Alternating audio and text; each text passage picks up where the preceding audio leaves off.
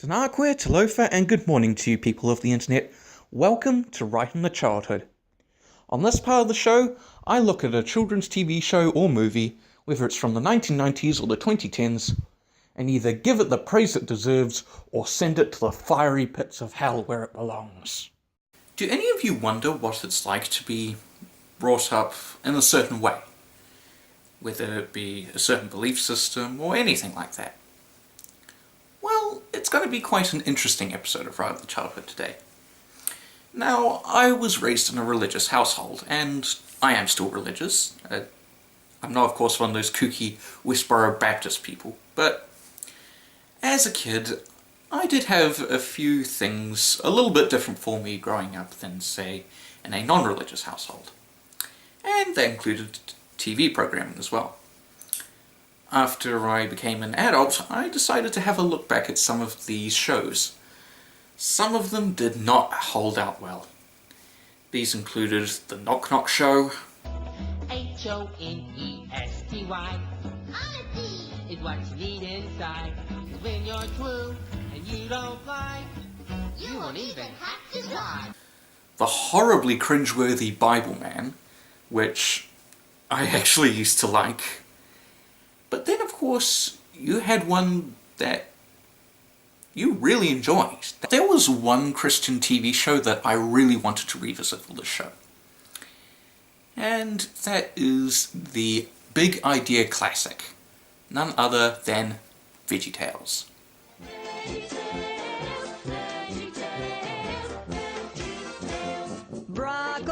Created by Phil Vischer in 1993, the show sought to teach kids Bible stories and values through talking produce.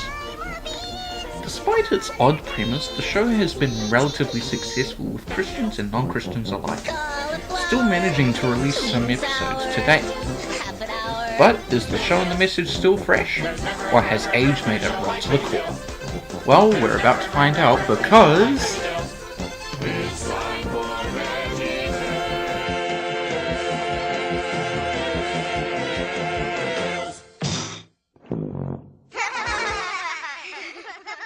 The show is hosted by Bob the Tomato, voiced by Phil Vischer, and Larry the Cucumber, voiced by Mike Nawrocki. The voice acting for a kids show is still pretty good, especially given that the main actors are the creators of the show themselves. A major difference from Magnus Sheving, who, despite his athleticism in Lazytown, sucked when it came to acting. The two hosts are here to answer questions from across the country. They generally read a letter or a text message asking them for help and advice, to which they respond with a couple stories, some biblical, some not so much. The stories all feature an array of different characters, voiced by a talented cast including Tim Hodge, known for his work with Disney on The Lion King and Mulan as an animator. Now, a little differently from how I did my previous episodes, I'm going to compare the ages of VeggieTales, as it were. I will compare 3 different episodes. The very first, Where's God When I'm Scared? Josh and the Big Wall, which is my personal favourite. And then we'll look at Lord of the Beans. But anyway, let's start with the first episode, Where's God When I'm Scared? The episode starts with Bob and Larry receiving a letter from Lucy, who is scared that there are monsters hiding in her closet. Dear Bob and Larry, I am 6 years old. Sometimes I think there are monsters in my closet. That makes me real scared. Can you help me? Looking back, it doesn't really seem like something you'd be asking a Christian TV show for help with. Also, Larry just sounds... Well, it turned out that they weren't really monsters at all. off. It might just be the technology they had at the time, but he just sounds so completely different compared to the other episodes he appears in. Then begins Tales from the Crisper, which follows Junior Asparagus. After watching a horror movie, Franken-Celery, he's lying terrified in his bed when Bob and Larry appear. Wait, 2 grown men in a kid's bedroom? Okay, I may like the show, but even I can point out how weird it is at times. After a quick introduction and establishing the problem, begins the song, God is Bigger Than the Boogeyman. God is bigger than the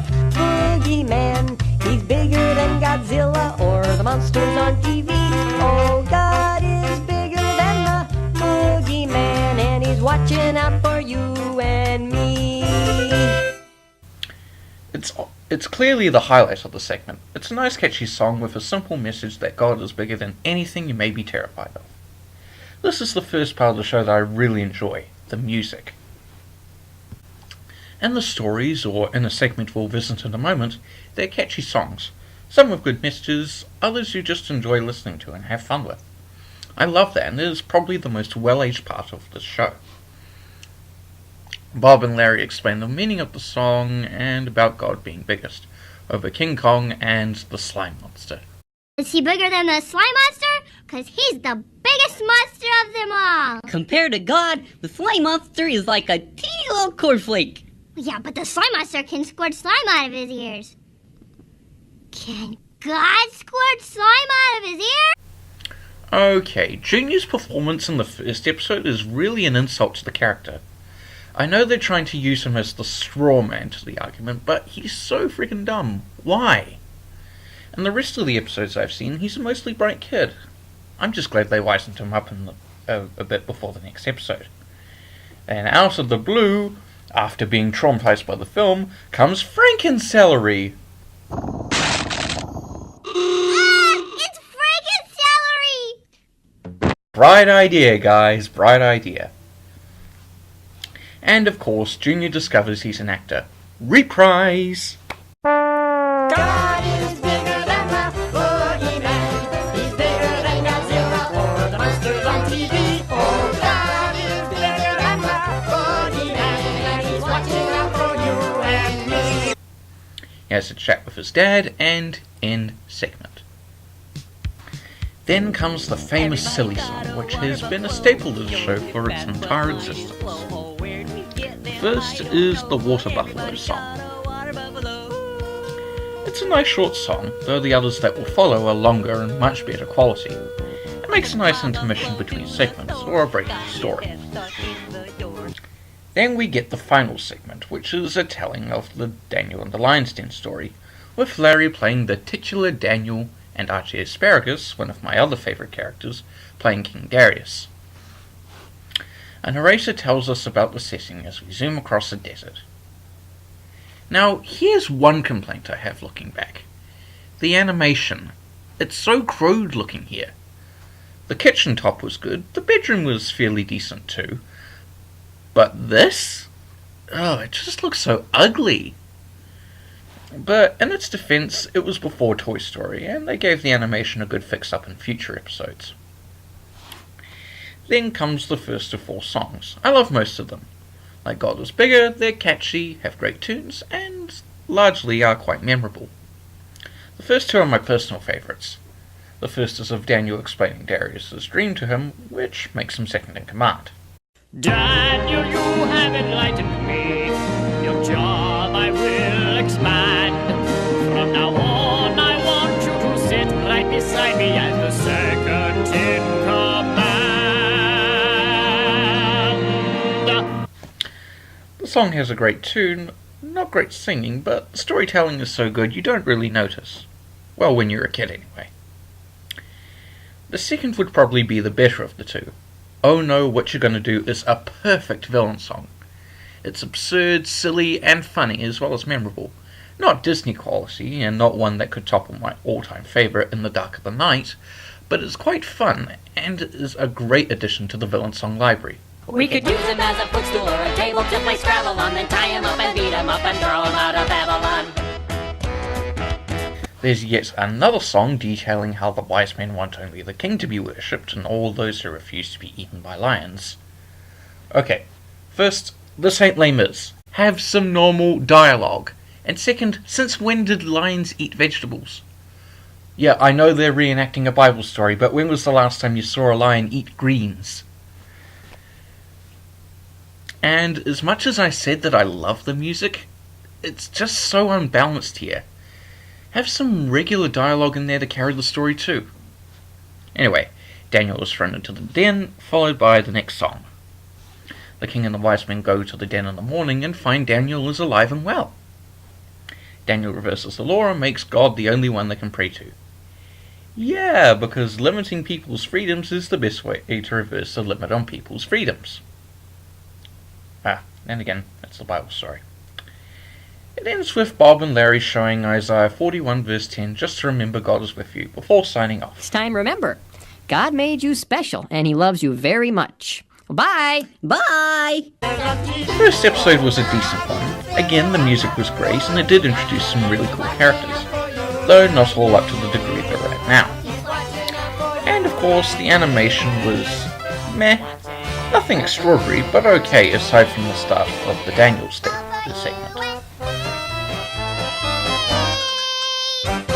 But we can't just really judge on the first episode for a new show.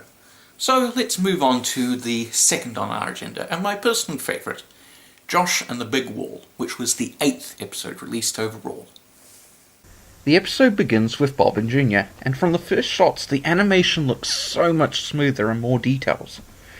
It's not Pixar quality, but it's a massive improvement from the first episode. This letter is from a kid named Victor, who got hit and was told at church to turn the other cheek. But he wants to hit the kid back, and is asking whether he should do it his way or God's way. Bob soon teleports him and Junior to biblical times with their imagination, explaining the story of how the Israelites were led out of Egypt by Moses and ended up in the desert. Joshua takes over as leader of the Israelites, and it was finally time to go back to the Promised Land. It's time? It's time? Did he just say it's time? We didn't have a lot One of the fun reasons in the I desert. love this episode We is didn't have a its lot of music. fun in the For me sand. personally, it has some of the best music in the entire show, and the opening number is just wonderful. After this, Josh leads them to Jericho before a silly song begins. And of course, the voice acting for Larry is greatly improved with this episode compared to the first. And we're also introduced to the French Peas, Philippe and Jean-Claude, who order the Israelites away. This causes a bit of division in the camp over the wall. Pa Grape wants to go back to Egypt, the Gourds, Jimmy and Jerry want to build a device of some sorts to destroy it, while Josh is told by a messenger of God to march around the wall once for 6 days. Then, on the 7th day, blow ram's horns and shout to rid them of the wall. Of course, when Josh tells the Israelites God's directions, they're skeptical, and Jimmy and Jerry unveil their weapon. A little unrealistic, but it is being visualized in the imaginations of the host vegetables. No, really, that's how they explain it. With a song, Josh convinces them to follow God's directions first, and then try it only if God's plan fails. As they march, the French Peas sing another catchy ditty called Keep Walking. Keep walking, but you will knock down that wall. Keep walking, but she isn't gonna fall. It's plain to see, your brains are very small. To keep walking, we'll be knocking down our wall. And then they begin to start dropping slushies on them. As all seems lost, Junior himself intervenes and convinces them to keep trying. After 5 more days of marching under continuous slushy fire, comes the final day where the priests finally play "Oh, When the Saints" and the Israelites shout. At first nothing happens before...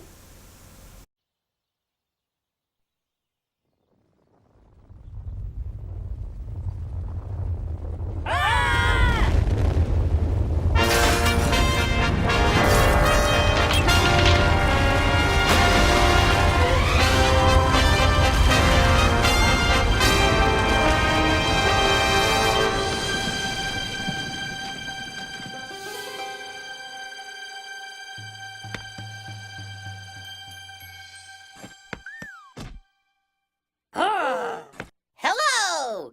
My name is Joshua, and God hath given us this land! I hope you can see why I enjoyed this episode. I wouldn't necessarily call it the best, but it had a really great way of telling its story. It was well balanced with fun and catchy music, and while the animation wasn't extraordinary, it was still pretty good for its time.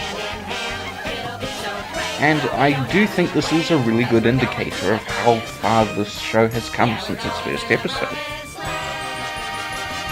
I should bring up the messages of the show though. Now, atheists and agnostics who watch my stuff might be a little concerned about this kind of programming. I personally don't really see the issue with it. It's nothing really that controversial. I don't remember seeing any episodes that was condemning homosexuality or something. But that being said, it can be really awfully preachy at sometimes. It's more about messaging quality. On the one hand, sometimes it can be done really cleverly and subtle, other times it's all in your face. You don't always have to go all in when you're trying to teach the kids a lesson, but yeah. Anyway, let's move on to our final episode, Lord of the Beans.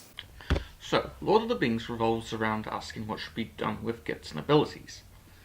In this parody of the famous Lord of the Rings series, Toto Baggy Pants, a flobbit, is given a magic bean that can produce food, clothing, improve appearance, and small kitchen appliances. Small kitchen appliances? Small kitchen appliances, toasters, blenders, fried-edit deep fryers, you name it. Whoa. But when Toto has no clue what to do, a fellowship is formed to find out what it should be used for. The story is told decently enough, art style is fine, and I do like how exaggerated Aerocorn and Legoland are in their actions. All the characters do fine, nothing that really insults the series as a whole. There was also some really good opportunities for comedy with the source material. I personally consider it to be hit or miss, mixed quality. There are some really clever jabs, but others not so much.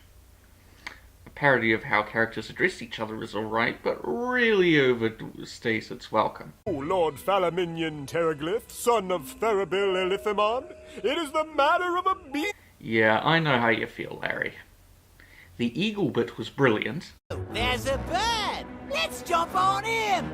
Maybe he'll fly us wherever we want to go. Maybe he'll serve us drinks and little bags of peanuts. Get your own ride. And the spork scene near the end? It had nothing but maggoty bread for 3 stinking days. I love a cookie. Were both really well done. So, mixed bag quality of comedy. Aside from that, mainly bathroom jokes for the younger kids, which won't really have you laughing. As for the message, it encourages kids to use their gifts for the good of others, rather than simply for fame and fortune, depicting it as rather fickle and leaving you emptied. Exemplified with Ahem and the leaving of Toto's Uncle Billboy, it kind of takes the middle ground between preachy and subtle as well. You have moments where Toto is tempted to use it, which kind of ruined the subtlety, but the moral isn't exactly bad, if not exactly expanded upon to the fullest. Nothing wrong with having possessions or abilities you love, just make sure you can use them for others as well as yourself. But the story ends with the bean being used to fix the land of woe and everyone singing in celebration. It's an alright episode, but nothing that really makes me want to revisit it, even as an LTR fan. And so we come to the final end of our little look at the ages of VeggieTales. The show still runs today, but there has also been a few movements towards other branches. And this is definitely the case with a new Netflix original series called VeggieTales in the House. But what the hang is that? Okay, VeggieTales in the House has been getting a bit of mixed reception at the moment. I don't personally think it's too bad, but yeah, nothing like the original. It revolves around the veggies still learning about God and faith for their lives, and like Lazy Town, it has a fantastic theme song which is playing right now. And Mike and Phil reprise their roles as Bob and Larry, which is good. Though Junior's voice actor has changed, and who was behind the redesign for the characters? Honestly, they're hideous. They look like they've been painted with bad clown makeup. The mainstream series looks just as bad now too. Honestly, big idea. Why change character designs that looked fine? They look downright awful. The most recent episode I've heard about was a rendition of Noah's Ark, which featured, you'll never believe this, Wayne Brady. Yes people, Wayne Brady, one of the awesome regulars from Whose Line Is It Anyway, was on an episode of VeggieTales.